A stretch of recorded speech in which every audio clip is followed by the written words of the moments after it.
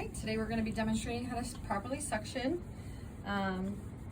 Several ways you can hold the baby down if you need to, because obviously this is a procedure they don't like. So you can swaddle the baby. What I personally like to do is I like to turn the baby towards me this way. And I like to have either another nurse, RT, or a parent hold arms and leg this direction. This gives me more leverage on the head to hold with my other hand while I'm suctioning. We have several different devices. We've got the Nasopharyngeal, we've got the blue and the green. The blue, they have different tips on them. The green tip has a smaller port on it, and then the blue has a little bit wider of a port. But we are going to deep suction this patient first, which is my personal practice, just to make sure that we can get a good cough.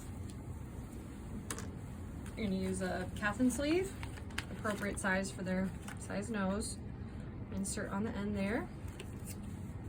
I'm going to open up this lubricating jelly. What I like to do is do a little swipe in there. And now I am ready.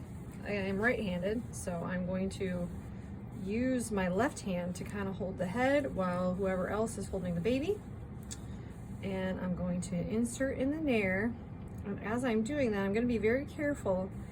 And I like to go with the natural curvature of the back of that nasopharynx. I'm going to kind of lift up on that top of the nair and then slide down, versus just going directly in like this. You're just going to hit the back of that nasopharynx. So instead of just going straight in like this, I want to lift up a little bit and then push down. And you're going to feel a little bit resistance when you get back there. Try not to force that, and I just like lift up on that nair and then again try and slide down, maybe even a twisting motion. And then I kind of hang out in the back of the throat until the baby takes a nice big deep breath. Take a nice big deep breath, and I kind of slide, and usually that'll hit the cough reflex.